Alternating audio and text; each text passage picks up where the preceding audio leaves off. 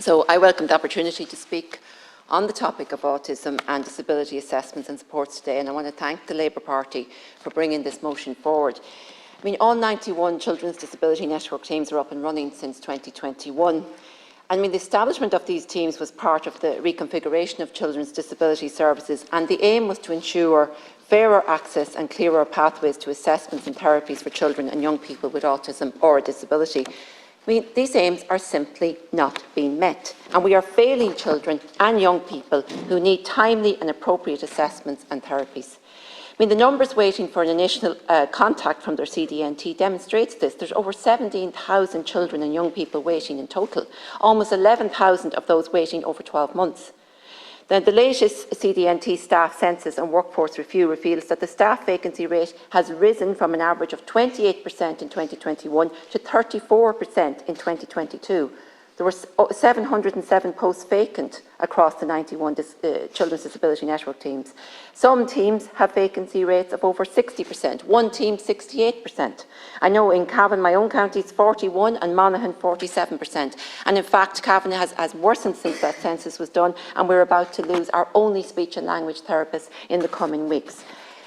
I mean, in February this year, we engaged at the Autism Committee with some of the organisations representing therapists involved in the CDNT, so the Psychological Society of Ireland, the Irish Association of Speech and Language Therapists and the Association of Occupational Therapists. And I was shocked to hear from these organisations that although they'd requested meetings to discuss the best way forward in the implementation of the Children's Disability Network teams, they were never and still have not been, to my knowledge, facilitated in this regard by the Department of Health or the HSE. Now, turning a deaf ear to those on the front line who are delivering the assessments and the therapies is most definitely not the way to ensure the CDNTs are fit for purpose and delivering for children and young people with autism or disabilities.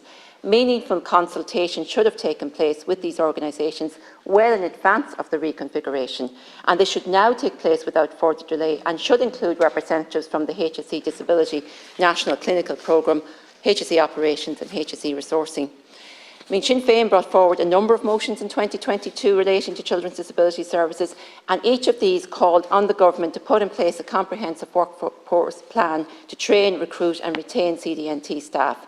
And this plan was to be completed at the end of Q1 of 2023. Now, I know, Minister, you've said your roadmap is imminent, so I'm just wondering, have the organisations representing therapists been consulted in this process? And does it progress delivery of the terms and conditions for Section 39 workers? And has it looked at the issue of career pathways for staff? I mean, the programme for government has a commitment to extend the remit of the National Treatment Purchase Plan to secure timely assessment for both child and adult psychological services. This commitment has not been delivered. I know in a letter to me you said the joint waiting list initiative has been used to source assessment, and I welcome that. But I think we need to use every possible avenue to ensure urgent access to AON and to services. I mean, I'm hearing from families who are receiving service plans outlining the services that their child requires after the AON has been carried out with no service date. So, you know, they can't even give them a date. It's that far ahead in the future. And I'm just wondering, we have a lot of people coming into this country from Ukraine in particular and other countries. Has a skill set been established of those people? Have we done, you know, and found out what the skills? Many of them might be qualified in the areas that we need within the CNDTs, and maybe with a little bit of work, you know, if their qualifications need a little bit more to meet the qualifications required here, they could work in those CNDTs. I don't think that's been done.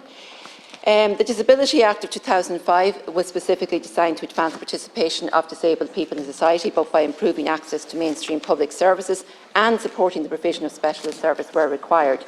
Now, given the developments within the Irish landscape since its enactment, such as the adoption of the UN Convention on the Rights of Persons with Disabilities, a review of the Act should be undertaken to update it to encompass a rights-based approach to disability. I mean, that's been expressed by the National Disability Authority. Many disability groups have made similar calls, and several committees, including the Committee for Children, Disability, Equality, Integration and Youth, the Disability Matters Committee, the Autism Committee, have all called for that Act to be reviewed. And could and should have taken place in tandem with the review of the EPSIN Act of 2004. Now, those pieces of legislation were originally drafted to operate in a joined-up way, and this needs to be reflected in any reviews. So Sinn Féin have committed to our previous alternative budgets to develop and implement an autism plan and a new carer strategy as priorities, and we will do that.